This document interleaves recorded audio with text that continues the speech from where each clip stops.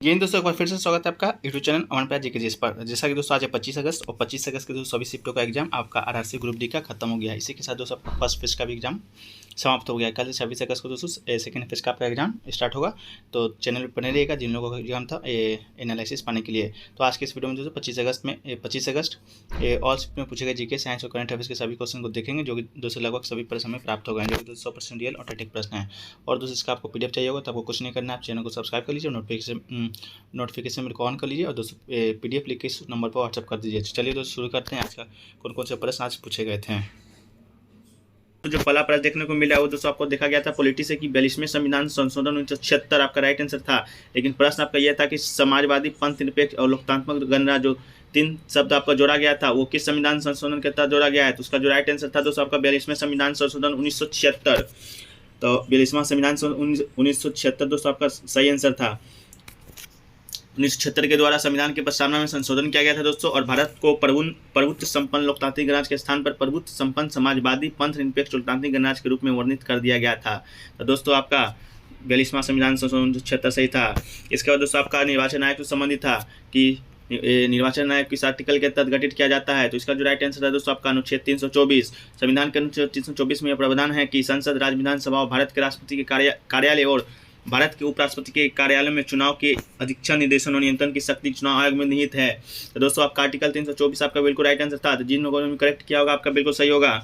अगला क्वेश्चन दोस्तों आपका हिस्ट्री से आया था कि जैन धर्म में दिगंबर को किससे संबंधित है। तो आपको बता दें दोस्तों, दिगंबर जैन धर्म के दो संप्रदायों में से एक है। दूसरा संप्रदाय आपका श्वेतांबर, पहला आपका है दिगंबर। दिगंबर की बात करें दोस्तों तो दिक्पलसंबर अर्थात दिगंबर का अर्थ होता है दिशा ही इसकी अंबर अर्थात वस्त्र है। जो दोस्तों वस्त्र धारण करता है वो दोस्तों आपका दिगंबर कहलाता है। दिगंबर संप्रदाय के अनुयायी मोक्ष प्राप्त करने के लिए दोस्तों नग्न तब को मानते हैं, मतलब कपड़ा उपड़ा नहीं पहनते हैं। दोस्तों दिगंबर में स्त्री मुक्ति को निषेध किया गया है, स्त्री दिगंबर संप्रदाय में नहीं जा सकती है। वहीं पर दोस्तों सितंबर की बात की तो सितंबर जैन धर्म की दो प्रमुख शाखाओं में से एक है, दूसरा का दिगंबर कहा जाता है। और दिगंबर जैन आचरण कठोर होते हैं, जबकि सितंबर जैन धर्म उदार होते हैं। दोस्तों सितंबर दोस्तों आपका कपड़ा धारण करते हैं, व्हाइट कपड़ा, तो इस बात को दोस्तों याद रखना है। अगला क्वेश्चन पूछा गया दोस्तों कि बंगाल टाइगर किस प्रकार के वनों में पाए जाते हैं। तो दोस्तों बंगाल टाइगर की बात करें तो ये दोस्तों आपका सुंदरवन वन में दोस्तों आपका पाया जाता है। अगर ऑप्शन आपका ये नहीं था दोस्तों तो कमेंट सेक्शन में बताया गया कि आपका किस प्रकार का ऑप्शन आया था। जैसे बागमती प्रदेश तथा झारखंड के वनों में, पश्चिम बंगाल के सुंदरवन तथा हिमालय क्षेत्रों में पाए जाते हैं। तो दोस्तों आपका तो क्वेश्चन ये था, लेकिन ऑप्शन मुझे नहीं मिल पाया तो इस कारण आंसर को करेक्ट नहीं दे पा रहे हैं। अगला है दोस्तों नाबार्ड का फुल फॉर्म आपका आया था कि नाबार्ड का फुल फॉर्म क्या होता है। तो दोस्तों नाबार्ड का full form national bank of agriculture and rural development आपका बिल्कुल राइट आंसर था। इसका मतलब राष्ट्रीय कृषि ग्रामीण विकास बैंक है दोस्तों आपका। इसका जो मुख्यालय दोस्तों आपका मुंबई महाराष्ट्र में है। और नाबार्ड की स्थापना की बात करें दोस्तों आपका तब 12 जुलाई 1982 में विकास सहायता और गरीब में कमी लाने के लिए किया गया था। तो दोस्तों नाबार्ड का फुल फॉर्म आया था तो आपको मिल गया होगा national bank of agriculture and rural development. चलिए दोस्तों अगला प्रश्न देखने को मिला था किस पैरा एथलीट को पहली बार पद्म भूषण मिला है। तो बात कर दोस्तों किस पैरा एथलीट को मिला है तो पैरा ओलंपिक स्वर्ण पदक विजेता भाला फेंक खिलाड़ी देवेंद्र झाझड़िया को दोस्तों सोमवार को देश का तीसरा सर्वोच्च नागरिक सम्मान पद्म भूषण पाने वाले पहले पैरा एथलीट बन गए हैं। 40 वर्ष के झाझड़िया ने रामनाथ कोविंद से राष्ट्रपति भवन में यह सम्मान हासिल किया है दोस्तों। तो देवेंद्र झाझड़िया राइट आंसर था आपका। अगला दोस्तों काल बैसाखी फेस्टिवल से आपका संबंध आया था कि काल बैसाख फेस्टिवल किस साल से संबंधित है। तो दोस्तों काल बैसाखी फेस्टिवल या बैसाखी दोस्तों आपका पंजाब से संबंधित है। तो पंजाब आपका बिल्कुल राइट आंसर हो जाएगा। इसके बाद दोस्तों आपका आया था हॉर्नबिल फेस्टिवल किस राज्य का है। तो दोस्तों नागालैंड का, या नागालैंड का महोत्सव। तो हॉर्नबिल फेस्टिवल दोस्तों यह हर साल 1 से 10 दिसंबर तक नागालैंड के पूर्वोत्तर भारत में आयोजित किया जाता है। इसे त्योहारों का महोत्सव भी कहा जाता है दोस्तों।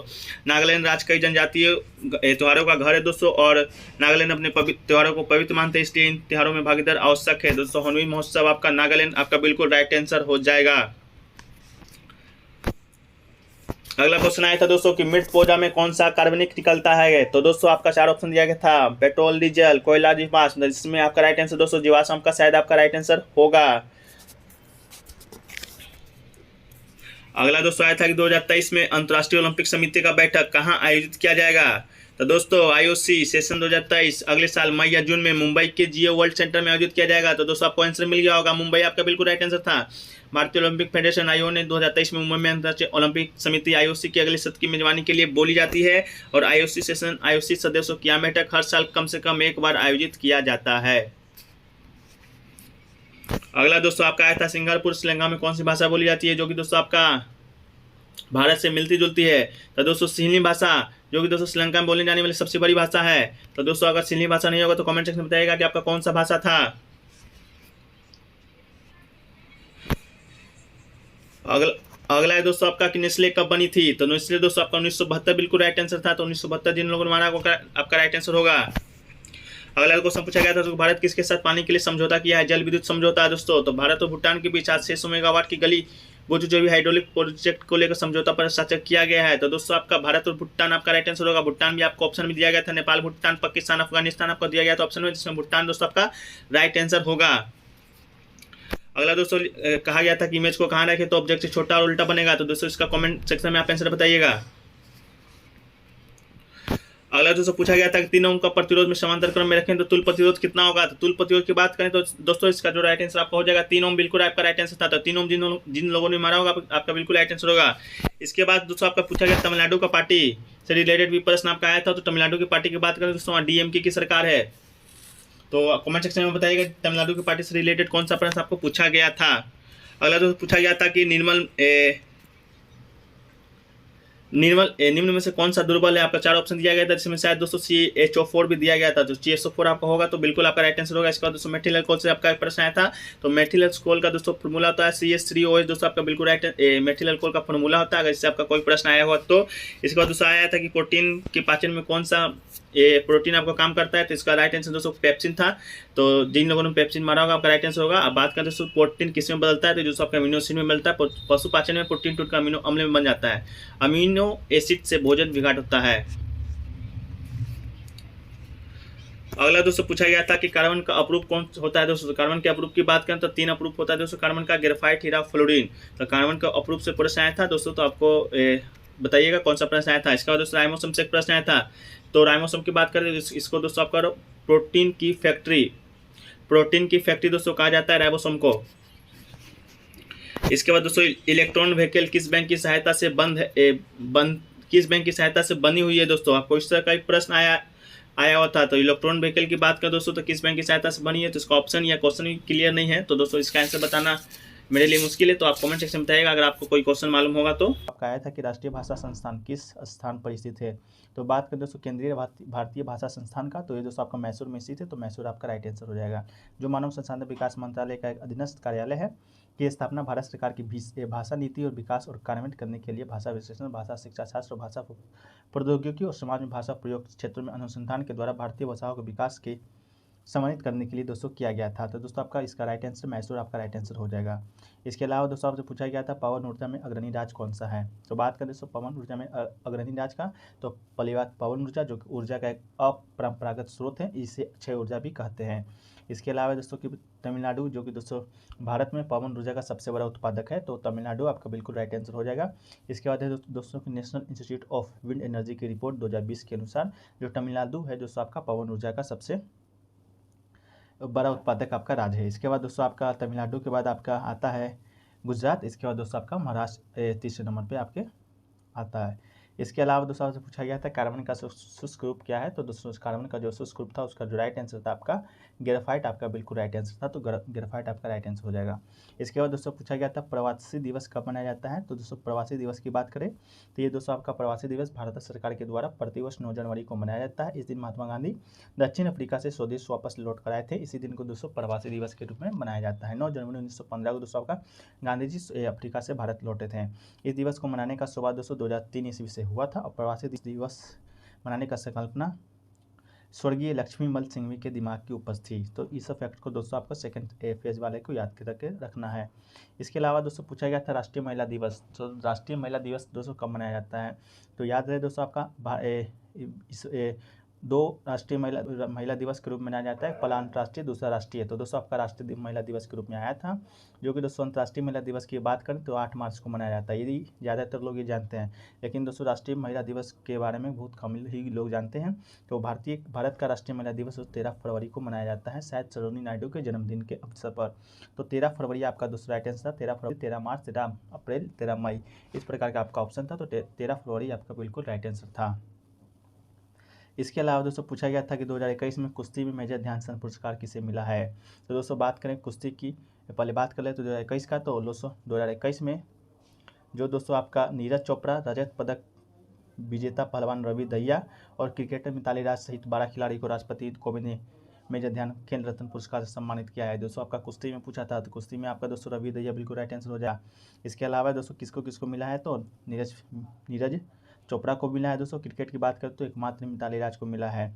इसके बाद दोस्तों आपका बात करें अर्जुन पुरस्कार का, तो इस साल 235 खिलाड़ी को अर्जुन पुरस्कार से सम्मानित किया गया है। आपका राइट आंसर दोस्तों रवि दहिया था।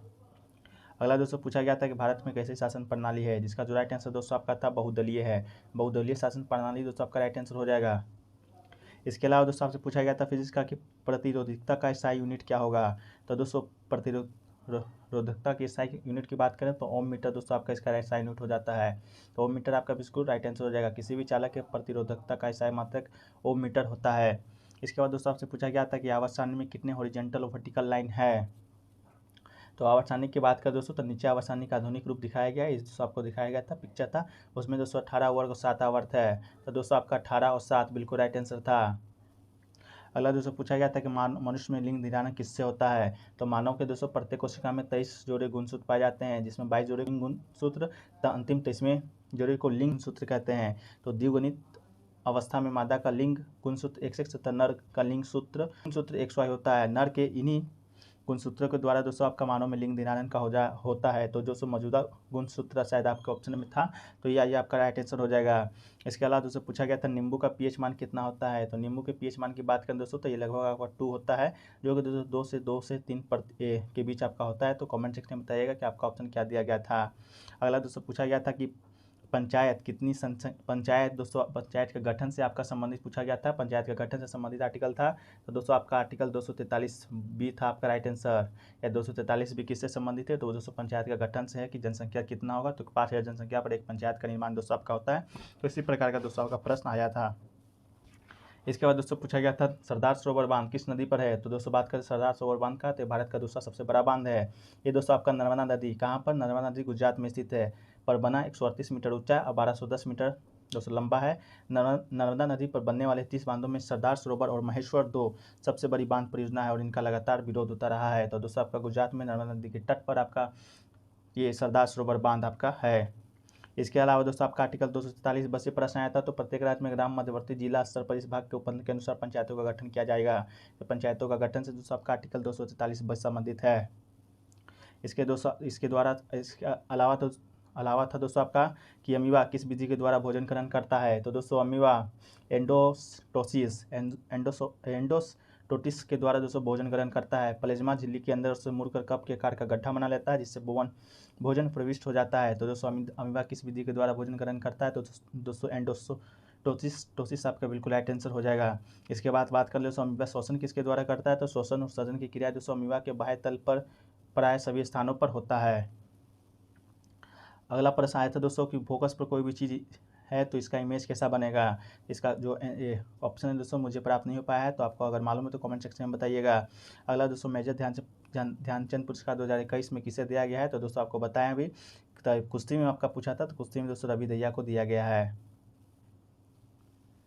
इसके अलावा दोस्तों पूछा गया था राजीव गांधी खेल पुरस्कार 2022, तो राजीव गांधी खेल पुरस्कार दोस्तों या मेजर ध्यानचंद पुरस्कार दोनों एक ही पुरस्कार दोस्तों। पहले राजीव गांधी पुरस्कार से आपका खेल रत्न पुरस्कार से जाना जाता था, अब दोस्तों आपका संशोधन करके मेजर ध्यानचंद खेल रत्न पुरस्कार इसको दोस्तों कर दिया गया है। इसके बाद दोस्तों आपसे पूछा गया था अल्पसंख्यक दिवस कब मनाया जाता है, तो दोस्तों बात करें अल्पसंख्यक दिवस का, तो भारत में जातीय अल्पसंख्यकों की स्वतंत्रता और समान अवसरों के अधिकार को बनाए रखने के लिए अल्पसंख्यकों को समान सम्मान के बारे में जागरूकता पैदा करने के लिए तो हर 18 दिसंबर को अल्पसंख्यक दिवस के रूप में मनाया जाता है। तो दोस्तों अल्पसंख्यक दिवस आपका 18 दिसंबर राइट आंसर हो जाएगा। इसके बाद दोस्तों अंतर्राष्ट्रीय महिला दिवस आपका नहीं आया था दोस्तों आपका राष्ट्रीय महिला दिवस, जो कि दोस्तों आपका 13 फरवरी को मनाया जाता है। अंतर्राष्ट्रीय महिला दिवस दोस्तों 8 मार्च को मनाया जाता है। इसके बाद दोस्तों कार्बन का शुष्क रूप कब आया था, तो दोस्तों आपका ये कार्बन का शुष्क ग्रेफाइट दोस्तों आपका राइट आंसर हो जाएगा। लेकिन दोस्तों यहाँ ग्रेफाइट शायद नहीं भी हो सकता है। तो दोस्तों कार्बन का जो सर्वाधिक शुद्ध रूप आपका हीरा होता है। तो आप कमेंट सेक्शन में बताइएगा कि हीरा था या आपका ग्रेफाइट था। ऐसे बहुत सारे लोगों का कहना है दोस्तों आपका कि हीरा या आपका ऑप्शन में आया था। इसके बाद दोस्तों बेकिंग सोडा का रासायनिक सूत्र भी देखने को आपको आया था। तो इसका जो बेकिंग सोडा का रासायनिक सूत्र दोस्तों आपका होता है NaHCO3 दोस्तों आपका राइट आंसर हो जाएगा। इसके बाद दोस्तों आपका आया था कि सबसे लंबी पूछ प्रतियोगिता का मेला किस राज्य में होता है। तो बात करें दोस्तों सबसे लंबी पूछ प्रतियोगिता का, तो ये दोस्तों आपका पुष्कर मेला भारत के सबसे बड़े ऊँट, घोड़े और पशु मेलों में से एक है। इसी महीने में दोस्तों आपका लंबी पूछ प्रतियोगिता का मेला आपका आयोजन किया जाता है। इसके बाद दोस्तों आपका आया था कि रोवर्स कप किस संबंधित है। तो रोवर्स कप की बात करें दोस्तों तो ये आपका फुटबॉल खेल से संबंधित है। तो फुटबॉल दोस्तों आपका राइट आंसर हो जाएगा। इसके बाद दोस्तों आपका आया था कि 2022 तक कारखानों में कितनी बार संशोधन हो चुका है। तो दोस्तों बात करें 2022 तक, तो इस अभी तक दोस्तों 103 बार संशोधन दोस्तों आपका हो चुका है। इसके लिए दोस्तों 124वें संशोधन विधेयक पारित हुआ है। ऐसे में दोस्तों ये कई बार भ्रांति हो जाती है कि संविधान में 124 संशोधन हो चुके हैं। हमारा संविधान विश्व का सबसे अधिक संशोधित संविधानों में से भी माना जाता है। तो दोस्तों अब तक 103 संशोधन आपका हो गया है। इसके बाद दोस्तों आपका आया था कि जियो ने किसके साथ 6G लॉन्च करने के लिए अपना विलय कर लिया है। तो बात कर दोस्तों जियो का, तो रिलायंस जियो ने 6G की तरफ आपका कदम बढ़ा दिया है। जियो के 6G को दखल करने के लिए आज यूनिवर्सिटी ऑफ ऑयल को साझेदारी की घोषणा की है। इसके आने वाले दिनों में 6G की समाधान तलाशने का काम किया जाएगा। तो दोस्तों आपका यूनिवर्सिटी ऑफ ओलू आपका बिल्कुल राइट आंसर हो जाएगा। इसके बाद दोस्तों प्रवासी दिवस आपका हो गया। इसके बाद दोस्तों CII का मुख्यालय दोस्तों आपका से पूछा गया था। तो राष्ट्रीय केंद्रीय भाषा संस्थान जो कि दोस्तों आपका मैसूर में था। सबसे इजी प्रश्न देखने को मिला है वो था दोस्तों कि विश्व जल दिवस कब मनाया जाता है। तो विश्व जल दिवस की बात करें तो दोस्तों आपका 22 मार्च को मनाया जाता है। तो 22 मार्च आपका बिल्कुल राइट आंसर था। इसका उद्देश्य विश्व के सभी देशों में स्वच्छ एवं सुरक्षित जल की उपलब्धता सुनिश्चित करवाना है, साथ ही जल संरक्षण के महत्व पर भी ध्यान केंद्रित करना है। ब्राजील में दोस्तों आपका रियो डी जेनेरिया वर्ष 2092 आयोजित किया गया था। उसी में दोस्तों आपका जल दिवस मनाने की पहल की गई थी।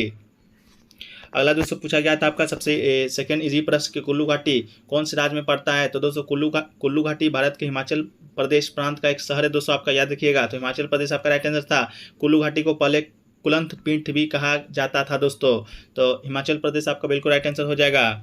इसके बाद दोस्तों आपका पूछा गया था कि गारो खासी जयंतियाँ हिमालय के किस क्षेत्र में पाए जाते हैं। तो दोस्तों इस तरह का प्रश्न आया था। इसका ऑप्शन मुझे कंफर्म मालूम नहीं चल पाया दोस्तों, लेकिन गारो खासी जयंतियाँ से आपका प्रश्न देखने को मिला था, जो कि दोस्तों आपका मेघालय में स्थित है। अब बात करें हिमालय के किस भाग में है, तो दोस्तों आपका हिमालय में ये पूर्वी घाट में आपका दोस्तों पड़ता है। गारो खासी जयंतियाँ पहाड़िया मेघालय में दोस्तों आपका स्थित है। आप इससे ऑप्शन दोस्तों आप कमेंट सेक्शन में बताइएगा। आंसर आपको मालूम होगा तो कमेंट सेक्शन में बताने का प्रयास कीजिएगा। अगला दोस्तों पूछा गया था आपका जो स्वराज पार्टी का निर्माण मोतीलाल नेहरू के साथ किसने किया था, या देशबंधु के नाम से किसे जाना जाता है। तो दोस्तों दोनों प्रश्नों का जो आपका एक आंसर होगा दोस्तों ये चित्तरंजन दास आपका ऑप्शन में था, और ये आपका बिल्कुल राइट आंसर था। स्वराज पार्टी पराधीन भारतीय के स्वतंत्रता संघर्ष में बना एक राजनीतिक दल था। इस दल की स्थापना 1 जनवरी 1923 को हुआ था। देशबंधु चित्तरंजन दास तथा मोतीलाल नेहरू ने किया था दोस्तों आपका। तब मोतीलाल नेहरू के साथ आपका देशबंधु चित्तरंजन दास तो आपका बिल्कुल राइट आंसर था। देशबंधु चित्तरंजन दास की बात करें दोस्तों तो 1870 में जन्म हुआ था। 1925 में दोस्तों आपका मृत्यु हो गया था। ये भी प्रश्न पिछले में पूछा गया था दोस्तों कि देशबंधु दास ये पेशे से क्या थे। तो आपका वकील राइट आंसर था दोस्तों। इसके अलावा बात करें तो एक भारतीय नेता भी थे, राजनीतिक थे, कवि भी था, पत्रकार भी थे। तो वकील आपका आंसर था, तो वो आपका सही आंसर था। इसके बाद दोस्तों आपका अगला था कि 6वां संविधान संशोधन 2002 में कौन सा आर्टिकल जोड़ा गया है। ये भी प्रश्न दोस्तों आपका था। तो बात करें कौन सा आर्टिकल जोड़ा गया है, तो दोस्तों का आर्टिकल 21 में आपका ए जोड़ा गया था। आर्टिकल 21 जो कि दोस्तों जीवन जीने का अधिकार प्रदान करता है, उसी में दोस्तों एक ए में आपका शिक्षा का अधिकार को जोड़ा गया था, जो कि दोस्तों 6वां संविधान संशोधन 2002 के तहत जोड़ा गया है। बात करो सीमा संविधान संशोधन 2002 की, तो भारत के संविधान में अंतर्स्थापित अनुच्छेद क ऐसे ढंग से जैसा कि राज्य के कानून द्वारा निर्धारित करता है मौलिक अधिकारों के रूप में 6 से 14 वर्ष की आयु के समूह के बच्चे को मुफ्त अनिवार्य शिक्षा प्रदान करना है दोस्तों। तो याद रखिएगा 6 से 14 वर्ष की आयु को सभी बच्चे को मुफ्त अनिवार्य शिक्षा का प्रावधान 21A में, जो कि दोस्तों जोड़ा गया था 6वां संविधान संशोधन 2002 ईस्वी में। चलिए दोस्तों अगला प्रश्न देखते हैं। अगला प्रश्न दोस्तों देखा गया था आपका कि पंचायत का चुनाव कितने वर्षों के लिए होता है। दोस्तों इस तरह का प्रश्न आपको देखने को मिला था। पंचायत का चुनाव ये कितने वर्षों के लिए होता है, या दोस्तों ये पूछा गया था कि सरपंच का कार्यकाल कितना होता है, या दोस्तों वार्ड मेंबर का कार्यकाल कितना होता है। सभी प्रश्नों का दोस्तों आपका एक आंसर होगा, वो दोस्तों 5 वर्ष आपका बिल्कुल राइट आंसर था। तो 5 वर्ष आपका बिल्कुल राइट आंसर हो जाएगा, चाहे पंचायत का चुनाव हो, चाहे सरपंच का कार्यकाल हो, या वार्ड मेंबर का कार्यकाल हो। तो 5 वर्ष आपका बिल्कुल राइट आंसर था। इसके बाद दोस्तों पूछा गया था आपका कि 2011 के जनगणना के अनुसार सबसे ज़्यादा बेरोजगारी दर किस राज्य का है। तो बात करें दोस्तों आपका तो राइट आंसर हरियाणा था। हरियाणा में दोस्तों बेरोजगारी दर की बात करें तो 26.7% आपका बेरोजगारी दर है। इसके बाद दोस्तों आपका राजस्थान, इसके बाद दोस्तों जम्मू कश्मीर, इसके बाद दोस्तों आपका पड़ता है तो इसके बाद आपका झारखंड, और अब बिहार की बात करें दोस्तों तो बिहार में 14.4%, इसके बाद त्रिपुरा, इसके बाद हिमाचल प्रदेश 12.1% रही है। तो दोस्तों इसका जो आपका राइट आंसर हो जाएगा दोस्तों आपका हरियाणा होगा, नहीं तो दोस्तों आपका राजस्थान होगा। तो बताइएगा कमेंट सेक्शन में इसका राइट आंसर क्या होगा, क्योंकि दोस्तों 2011 की जनगणना के अनुसार पूछा था। ये जो हरियाणा है दोस्तों आपका अब 2022 के आपका कोई रिपोर्ट आया था, उसके अनुसार सबसे ज़्यादा बेरोजगारी हरियाणा में है। और 2011 की जनगणना की सबसे ज़्यादा बेरोजगारी दर की बात करें तो दोस्तों तो शायद आपका राजस्थान राइट आंसर था। तो कमेंट सेक्शन में एक बार कंफर्म कर दीजिएगा। अगला क्वेश्चन पूछा गया दोस्तों कि परमप्रवेग कंप्यूटर किस संस्थान ने बनवाया था। तो परमप्रवेग कंप्यूटर की बात करें दोस्तों तो ये आपका राष्ट्रीय विज्ञान संस्थान IISc बेंगलुरु ने सुपर कंप्यूटर परमप्रवेग स्थापित किया है। तो Indian institute of science IISc Bengaluru के द्वारा दोस्तों आपका बनाया गया था। तो आपका बेंगलुरु आपका राइट आंसर था। IISc बेंगलुरु के द्वारा दोस्तों बनाया गया था परमप्रवेग कंप्यूटर। ये दोस्तों देश का सबसे शक्तिशाली सुपर कंप्यूटर है, जिसमें 3.3 पेटाफ्लोस की सुपर कंप्यूटिंग कैपेसिटी आपका है दोस्तों। अगला दोस्तों पूछा गया था कि पोंगल त्यौहार किस राष्ट्र के द्वारा बनाया जाता है। तो पोंगल त्यौहार की बात करें दोस्तों ये प्रश्न हमेशा बार बार पूछा जा रहा है। सेकंड फेज में भी दोस्तों ये प्रश्न आपका पूछा जाएगा। तो पोंगल दक्षिण भारत तमिलनाडु में मनाया जाता है दोस्तों। तो तमिलनाडु आपका राइट आंसर हो जाएगा। मनाया जाने वाली लोकप्रिय त्यौहार है जिसे दोस्तों 14 से 17 जनवरी 4 दिनों तक मनाया जाने वाला है दोस्तों आपका लोकप्रिय त्यौहार है आपका। ये किस लिए मनाया जाता है दोस्तों, तो आपका किसानों के द्वारा फसल पक जाने की खुशी में सेलिब्रेट किया जाता है। दक्षिण भारत के कई हिस्सों में इस त्यौहार को जुड़ी एक और प्रथा है। अगला दोस्तों पूछा गया था केंद्र शासित प्रदेश में अगर मुख्यमंत्री अनुपस्थित रहे तो दोस्तों कार्यभार कौन संभालेगा। तो इसका जो राइट आंसर हो जाएगा आपका उपराज्यपाल। आपको ध्यान है दोस्तों आपका कि यूटी में केंद्र शासित प्रदेश में आपका राज्यपाल नहीं होता दोस्तों, आपका उपराज्यपाल ही होता है। और दोस्तों वहाँ पर उप मुख्यमंत्री का कोई भी आपका ये प्रबंध नहीं किया गया है, इसलिए दोस्तों आपका केंद्र शासित प्रदेश में अगर मुख्यमंत्री ना रहे तो अनुपस्थिति में दोस्तों आपका उपराज्यपाल वहाँ के कार्य संभालेंगे। अगला क्वेश्चन पूछा गया दोस्तों कि ओलंपिक 2020 किसके अध्यक्षता में आपका हुआ था। ये शायद ये प्रश्न पूछा गया था या ये प्रश्न भी पूछा गया होगा दोस्तों आपकी कि अप्रैल 2022 ओलंपिक संघ के अध्यक्ष कौन है। तो दोनों को देख लेते हैं दोस्तों। ओलंपिक 2020 खेला गया था आपका नरेंद्र बत्रा की अध्यक्षता में खेला गया था। और दोस्तों 2022 को जो ओलंपिक समिति के अध्यक्ष हैं वो दोस्तों आपका थॉमस बाच हैं। तो कमेंट सेक्शन में एक बार कंफर्म कर दीजिएगा दोस्तों आपका कौन सा क्वेश्चन आपका आया था। अगला दोस्तों असम का शास्त्रीय नृत्य प्रश्न आपका आया था। तो असम के शास्त्रीय नृत्य की बात करें तो दोस्तों आपका सतरिया नृत्य आपका बिल्कुल राइट आंसर हो जाएगा। बिहू नृत्य भी दोस्तों असम का लोकप्रिय नृत्य है, लेकिन शास्त्रीय नृत्य आया था तो सतरिया नृत्य दोस्तों आपका बिल्कुल राइट आंसर हो जाएगा। इस नृत्य की बात करें दोस्तों तो भारत के 8 शास्त्रीय नृत्यों में सम्मिलित होने का गौरव प्राप्त है। भारत में कुल कितने शास्त्रीय नृत्य हैं, तो दोस्तों आपका टोटल 8 शास्त्रीय नृत्य हैं। इस नृत्य के संस्थापक दोस्तों महान संत श्री मनता शंकर देव जी हैं। अगला क्वेश्चन पूछा गया तो दोस्तों आपका यूरिन से मूत्र से संबंधित कोई प्रश्न आपका पूछा गया तो दोस्तों क्वेश्चन तो कंफर्म नहीं है। बहुत लोगों का कहना है दोस्तों कि आपका सामान्य मनुष्य में एक दिन में कितना लीटर मूत्र आपका निकलता है या होता है। तो दोस्तों आपका इसका जो राइट आंसर हो जाएगा 1.5 से 2 लीटर हो जाएगा। इसके अलावा दोस्तों बहुत लोगों का कहना है कि यूरिन का निर्माण कहाँ हुआ था, इस तरह का ही प्रश्न आया था। तो इसका निर्माण दोस्तों आपका यकृत में होता है। यकृत में यूरिया जैव रासायनिक प्रतिक्रिया का एक अंत उत्पाद है और यकृत में दोस्तों आपके उत्पादित यूरिया को गुर्दे में ले जाया जाता है। अंत में मूत्र में अपस्थित उत्पाद के रूप में उत्सर्जित होता है। तो दोस्तों आप कमेंट सेक्शन में बताइएगा इसका जो आपका क्या क्वेश्चन पूछा गया था, लेकिन मूत्र से संबंधित आपका एक प्रश्न आपको देखने को मिला था। अगला क्वेश्चन पूछा गया दोस्तों कि मराठी भाषा भारत में कितने स्थान पर है। तो मराठी भाषा की बात करें दोस्तों तो भारत में आपका कितने स्थान पर बोली जाने वाला भाषा है। तो चलिए देख लेते हैं। मराठी भाषा की प्रमुख भाषा में से एक है दोस्तों। ये महाराष्ट्र गोवा की राजभाषा है और दोस्तों तथा पश्चिम भारत की सह राजभाषा है। मातृभाषा की बात करें तो संख्या के आधार पर मराठी विश्व में 10 में और दोस्तों भारत में 30 स्थान पर बोली जाने वाली भाषा है। तो भारत में पूछा था तो 30 हो जाएगा। अगर विश्व में पूछा जाएगा तो दोस्तों आपका 10वां राइट आंसर हो जाएगा। इसके अलावा दोस्तों इससे बोलने वाली कुल संख्या की लगभग 10 करोड़ लोग हैं। अगला क्वेश्चन दोस्तों अंतर्राष्ट्रीय तिथि रेखा से संबंधित आपका प्रश्न आया था। तो अंतर्राष्ट्रीय तिथि रेखा की बात करें दोस्तों तो ये प्रशांत सागर के बीचों बीच 180 डिग्री यामोत्तर पर उत्तर से दक्षिण की ओर खींची गई काल्पनिक रेखा है। इस रेखा पर तिथि का परिवर्तन होता है। इस रेखा का निर्धारण 1884 ईस्वी में वाशिंगटन में एक सम्मेलन में आयोजित किया गया था। तो इससे भी रिलेटेड दोस्तों आपका एक प्रश्न आया था। इसके बाद दोस्तों एक रीजनिंग का प्रश्न देखने को मिला था कि 1 जनवरी 2006 को रविवार है तो दोस्तों 1 जनवरी 2009 को कौन सा दिन होगा। तो दोस्तों ये आपका 1 जनवरी 2009 को दोस्तों आपका गुरुवार का दिन होता है। इसके बाद दोस्तों आपका आया था कि वायरस से होने वाले रोग कौन कौन सा है। तो दोस्तों वायरस से होने वाले रोग की बात करें तो ये दोस्तों आपका खांसी, जुकाम, इन्फ्लुएंजा, डेंगू बुखार तथा दोस्तों एड्स, आपका ये सभी रोग दोस्तों वायरस से होने वाला रोग है। लेकिन दोस्तों आपका ये शायद आया था एड्स आपका ऑप्शन में था। तो दोस्तों आपका एड्स आपका राइट आंसर हो जाएगा। इसके बाद दोस्तों आपका आया था कि स्पर्म का फ्लो कैसे कैसे होता है। दोस्तों 3 स्टेप दिया गया था जिसमें पहला स्पर्म दोस्तों टेस्टिस में जाता है। इसके बाद दोस्तों एक आपका ऑप्शन था। इसके बाद दोस्तों आपका स्पर्म जो कि आपका बन जाता है। तो दोस्तों आपका ये स्पर्म से रिलेटेड प्रश्न था तो आप कमेंट सेक्शन में बताइएगा। इसके बाद दोस्तों कोंकणी भाषा को पूछा गया था, कोंकणी भाषा किस राज्य में बोला जाता है। तो कोंकणी भाषा की बात करें दोस्तों तो ये आपका बोला जाता है केरल में। तो कोंकणी भाषा दोस्तों आपका केरल में बोला जाता है।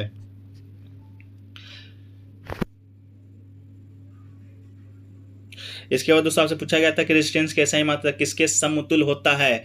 इससे भी रिलेटेड अगर प्रश्न आपको आया होगा तो आप कमेंट सेक्शन में बताइएगा दोस्तों कि अगर आया होगा तो इसका आंसर दोस्तों कमेंट सेक्शन में देने का प्रयास करेंगे। इसके बाद दोस्तों वॉशिंग सोडा का रॉ मटेरियल आपसे शायद पूछा गया था कि वॉशिंग सोडा किससे किससे बनता है। तो दोस्तों अगर ये प्रश्न आया होगा तो कमेंट सेक्शन में बताइएगा, तो उसी में दोस्तों आपका आंसर देने का प्रयास करेंगे।